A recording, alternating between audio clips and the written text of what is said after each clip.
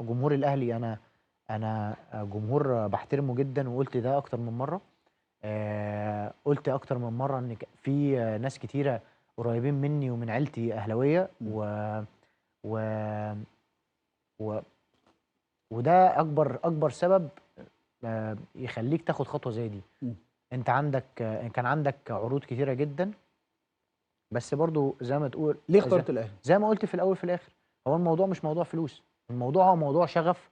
نادي كبير بيلعب في بطولات كتيره، عايز تبني معاهم حلم جديد وتاريخ جديد والحاجات دي كلها، فهو ده انسب نادي تعمل فيه كده. كنت محتاج آخد منك تصريح في الجزء ده من الحلقة نتكلم فيه عن الشق المتعلق بالنادي الأهلي، بس الحكاية لسه ما انتهتش، هنكملها في الجزء التاني بكرة إن شاء الله بإذن الله، ونشرح للناس بالضبط إيه اللي حصل من بعد ال3 4 شهور اللي ما كانش فيهم أي كلام، ثم انتقالا للي حصل بعد كده ووصولا إلى النقطة الأخيرة اللي احنا فيها. في هذا الجزء انتهت 50% من الحكاية. رد الفعل إيه؟ اتكلمت مع الناس في مجلس الإدارة، فتحت معاهم كلام من أول وجديد، احنا هنا بنتكلم لسه في شهر واحد. لا بقى الموضوع بقى خلاص، احنا بكلمك بعد شهر واحد بقى خلاص الموضوع بتاع الاتفاق ده اتقفل. م. وكل يوم ابوه عايز عموله مش عارف كام، ده زيزو عايز طالب كام، ده مش عارف ايه. ممكن أسألك هقول بصراحة؟ لك. أسألك سؤال وتجاوبني طبعا. بصراحة؟ هل ما حصلش إن هو طلب ولا مرة؟ طلب. إمتى؟ طلب بعد كده. بعد كده. بعد كده. ليه بقى؟ وبعدين مش هو اللي طلب. اه انت واحد، بص يا ابراهيم، انت أنت واحد. صريح أوي، يعني أنت بتقول كل حاجة. لا، ما انا هقول لك كل حاجه، انا مش ما عنديش مصلحه ان انا اكذب يعني. اه هكذب ليه؟ م. هو الراجل ما طلبش فلوس من النادي. م. انا شفت ان ده راجل حقه كأي، انا في المطبخ زي ما بيقولوا، عارف ايه اللي بيحصل جوه النادي، عارف مين اللي بيدخل ومين اللي بيعمل، ده على فكره حاجه شرعيه جدا. وكيل. وكيل جاي، يعني انت بتقول لي اصل ابوه طالب ومش من حقه، ده ابوه خلاص يا عم، انا هخلي ابويا في البيت يكتب لي العقد بتاعي اللي هو تفاوض، وهجيب لك وكيل من بره زي ما اي حد بيعمل، هجيب لك وكيل من بره ياخد النسبه بتاعته ويمشي. م. انا كنت شايفها ده حقه. م. فانا اللي طالبت بحاجه زي كده. م. انا طالبت حاجه زي كده لان هو راجل بيعمل معايا كتير قوي. فانا شايف ان ليه ما تعملش حاجه زي كده يعني. ماشي. الناس مش هتقول، وهو كان خايف من الموضوع، الناس تشوف ان ده يعني بيستغل ابنه عشان خاطر ياخد، هو ما فيش الكلام ده، عشان كده ما 3 4 مرات هو ما عملش حاجه زي ولا طلب. م. وجي اخر مره حتى المره دي ما كانش طالب. م. بس انا حسيت ان ده في الاول وفي الاخر حقه. بعد ما الكلام ما بقى انا ما بقى شايف بيتقال، الكلام بقى بيتقال، وده فخلاص يبقى حقيقة عايز فخلاص بقى تقولها. عايز بالظبط، انتوا عمالين تقولوا كده، خلاص انا هطلب له. م. انا هطلب له ومش ارقام بقى اللي انت طمعان او بتبص حاجه لتاني، ده حاجه الناس كلها بتعملها. م. ده عرف الناس كلها، حصلت في الزمالك 20,000 مره. م. يعني ده مش حاجه غريبه، يعني ده ما بتطلبش حاجه ما حصلتش قبل كده عشان تقول للراجل ده حاجه غريبه يعني. ايه اللي حصل بعد كده؟ ظهور الاهلي كان امتى؟ انا كل الحاجات اللي انا بقول لك عليها دي احنا ما قعدناش غير المره بتاعت شهر 11 شهر 10. ايوه. بس. والقعده بتاعت المغرب في الطياره، والقعده بتاعت المغرب في اللي الطياره دي اتطرح فيها الموضوع بالظبط، ما ماشي. حصلش اي حاجه تاني. ماشي. كل بقى الكلام اللي اتقال ده في جلسه، ده اتفقوا على كذا، ده هم عرضوا زيزو رفض، ده زيزو عرضوا هم رفضوا، مفيش اي حاجه حصلت تاني. طيب. كل الكلام كان تسريب على السوشيال ميديا ولجان معموله بتعملها بس وخلاص. هل فعلا الكابتن مصطفى رفض انه يقعد مع كابتن حازم امام؟ لا، انت بتتكلم بقى، انت بتتكلم بعد كده، انت قعدت يعني انت احنا نطينا 3 4 شهور كمان كده. حلو، احكي لي ايه اللي في 3 4 شهور دول؟ ما حصلش حاجه، انت ال3 4 شهور الناس انا اول لعيب في نادي الزمالك مثلا، يعني بعد اللي احنا عملناه مع بعض، مش عايز انسب كل حاجه ليا، اللي احنا عملناه مع بعض كان انا ونادي الزمالك. اول لعيب كل يوم يتغنى له في الاستاد ضده. اتغنى ضده الناس مش عارف النادي مش في لعبه، في انت وايد ابوك ومش عارف ايه، وروح يا زيزو ومش عارف. طب اوكي، شكل الفرقه وحش يا جماعه، احنا دلوقتي في مرحله ان زيزو ده ما عملش حاجه للنادي غير ان هو بيتفاوض زيه زي 8 لعيبه كمان. بس هو ليه زيزو اللي في المشهد يعني؟ عشان بيحبوك. ماشي اوكي، طب انا ما عنديش مشكله. ما انت عملت كده ال4 سنين اللي فاتت عشان خاطر بتحبهم. لا يا ابراهيم، بص، انا قلت كده قبل كده وهقولها تاني، هو ما فيش حاجه في نادي الزمالك كويسه مستقره غير الجمهور. انا طلعت قلت كده كذا مره. يعني انت لو بتقعد في نادي الزمالك من غير وجود مجلس اداره، ومن غير وجود فلوس، ومن غير وجود استقرار، ومن غير وجود اي حاجه تخليك تلعب في نادي كبير، بس عشان الجمهور. بس عشان الجمهور، هو ده اللي انا عملته ال5 سنين اللي فاتت. عشان جمهور الزمالك. لان ما فيش حاجه تانية يعني تشجع الواحد ان هو يقعد غير بس الجمهور. عشان اتكلم بصراحه، هو الجمهور، وانا قعدت عشانه وطلعت قلت كده، وكنت صادق جدا، وكنت بعمل ده، ما كنتش بقول بس، كنت بعمل ده. بس فقعدنا 3 4 شهور من شهر 1 لشهر 2 او 3، كلام بس على السوشيال ميديا، كلام بس. زيزو قعد، ما رفض زيزو، مش وما فيش حاجه بتحصل، هي كلها تسريبات. والناس عماله تستقبل حاجه، تستقبل يعني كلام على زيزو ده ان هو بيلعب بالنادي، وانت طبعا ما بتطلعش ترد. عشان كده قلت لك ده بيدي فرصه للناس ان هي تخلق السيناريو اللي هي عايزاه. الحكايه لسه ما خلصتش، بس انا عايز اسالك سؤال قبل ما اقفل الجزء ده من الحلقه. احساسك ايه وانت بتلبس تيشيرت غير تيشيرت نادي الزمالك؟ هو تيشيرت تقيل، تيشيرت برضه كبير. انت لعبت لنادي الزمالك وهتلعب للنادي الاهلي. آه، الموضوع في الاول ما كانش سهل جدا. انت قعدت في نادي الزمالك 6 سنين، عندك ذكريات كتيره، خصوصا ان انت ما كنتش لعيب بس، م. يعني ما كنتش لعيب عادي، م. لعيب بتتحمل مسؤوليات في اوقات كتيره، فتحس ان نادي الزمالك مسؤول منك. م. فده مش سهل ان انت تاخد خطوه زي دي. بس في الاول وفي الاخر انت اكتشفت في الاخر ان مش عايز اقول كلمه يعني تزعل الناس مني، بس مفيش حاجه باقيه. انت اهو، انت اتهنت لمده سنه. معلش، انا اتهنت حرفيا لمده سنه. الناس كلها بتسرب لي وبتشتمني وبتعمل كل حاجه. سنه خلاص اهو، ده حاجه بتثبت ان انت ال5 سنين اللي عملتهم ولا حاجه. مش حاسسها محبه؟ يعني انا مش عايزك تمشي، هعمل اي حاجه. عارف انت لما يبقى في واحد حريص على حد قوي؟ معلش انا معلش. بحاول اجيب لك وجهه النقص. زيزو، انت بالنسبه لجمهور نادي الزمالك جنان حب وعلاقه كانت كبيره، فانت اكيد مستوعب فكره ان انت بتمشي من عندهم، فانا عايز اعمل اي حاجه عشان خاطر اخليك تقعد.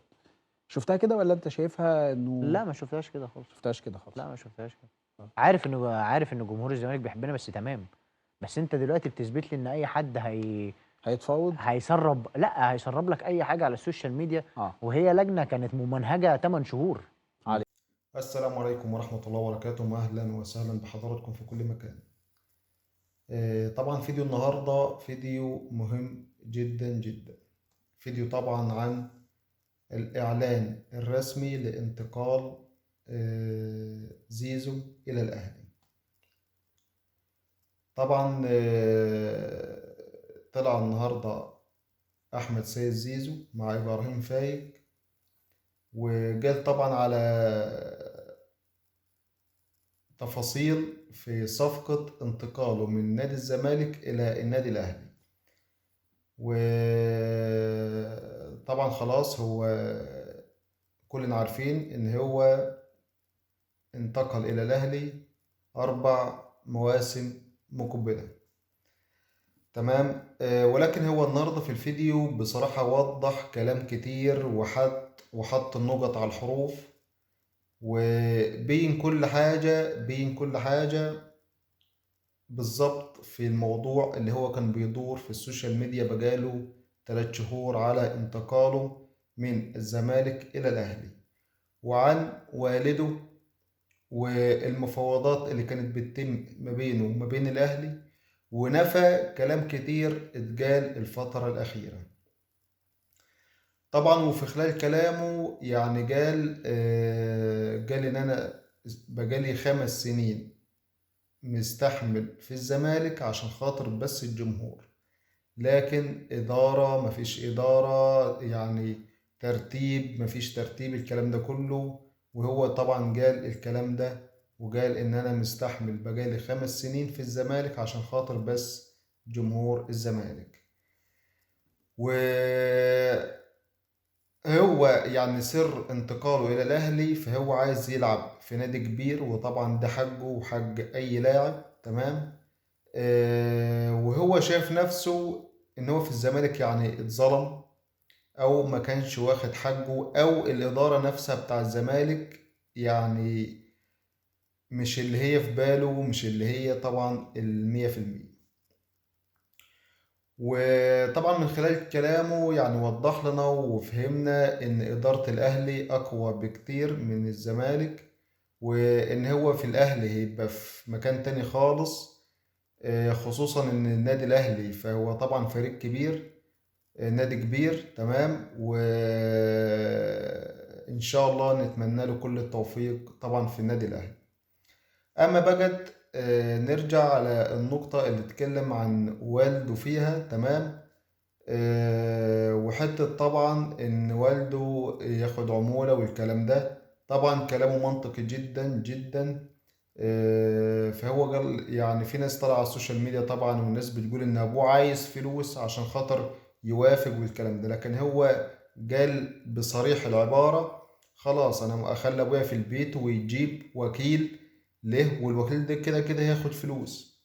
فهو الأولى من ده كله إن هو كده كده أبوه والده هو الوكيل بتاعه، وكيل ابنه تمام. فطبعا من حقه طبعا ان هو يعني ياخد فلوس زيه زي اي حد، ومفيش طبعا خلاف في النقطة دي نهائي. ولكن هو طلع وبين كل حاجة بالظبط وكل ما هو يدور في الموضوع انتقاله إلى النادي الأهلي.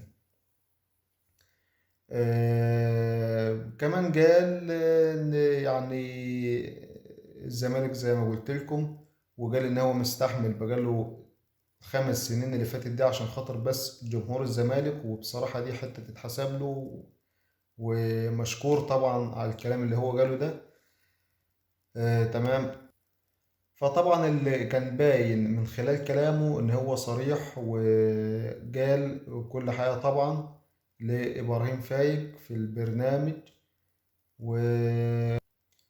ونفى طبعا كلام كتير بيدور في السوشيال ميديا بقاله 3 شهور على المفاوضات اللي كانت ما بينه وما بين الأهلي. قال مفيش أي حاجة تمت ما بينه وما بينهم في اللي هي التفاوضات أو إن هو طالباه أو الكلام ده كله، نفى وما قال ما حصلش أي حاجة خلال الفترة ال3 شهور الأخيرة دي خالص، ولكن كله كلام لجان وتداول على السوشيال ميديا، ومفيش اي حاجة صدرت منه للنادي الاهلي بان هو طالب كذا او اي حاجة خالص. هو خد القرار وما ترجحش فيه ان هو ينتقل للنادي الاهلي، وخلاص تم انتقاله للنادي الاهلي رسميا 4 مواسم مقبلة. فطبعا يعني من خلال كلامه تصريحات قوية جدا وكلام صريح جدا. واكيد طبعا النقطة اللي هو اتكلم عنها على ادارة نادي الزمالك اكيد الكلام ده طبعا يعني اكيد وصل. فنتمنى لنادي الزمالك برضو ادارة نادي الزمالك ان يقدموا اداء احسن للاعبين، يوفروا لهم كل حاجة هم محتاجينها. يعني خصوصا ان احنا لما نشوف لاعب زي احمد سيد زيزو ينتقل من الزمالك الى الاهلي، فده طبعا كان لاعب كبير ونجم كبير في الزمالك تمام، وان هو قعد 5 سنين عشان خاطر بس الجمهور. فهو برضو كان قاعد الفترة دي كلها طبعا على يعني ان ممكن الادارة تتحسن، يبقى في فرص كويسة، نادي الزمالك نفسه يبقى أقوى يعني. ولكن هو ما لقاش ده كله، وشاف طبعا إن مكانه في الأهلي هيكون أحسن من الزمالك بكتير. وعشان كده طبعا قرر قراره النهائي بعد 5 سنين طبعا من كلامه اللي احنا فهمناه. القرار النهائي إن هو ينتقل إلى النادي الأهلي، لأن النادي الأهلي طبعا نادي كبير، الإدارة كويسة، يعني كل حاجة هو محتاجها هتكون متوفرة له هناك في النادي الأهلي تمام. فهو خلاص نتمنى له طبعا كل التوفيق والنجاح مع النادي الأهلي، وإن شاء الله يكون حاجة كبيرة وحاجة كويسة جدا أحسن ما كان في الزمالك. ده كان فيديو النهاردة وتفاصيل النهاردة. أتمنى تدعمونا بالاشتراك في القناة وتفعيل زر الجرس ليصلكم كل ما هو جديد، واضغطوا إعجاب للفيديو. والسلام عليكم ورحمة الله وبركاته.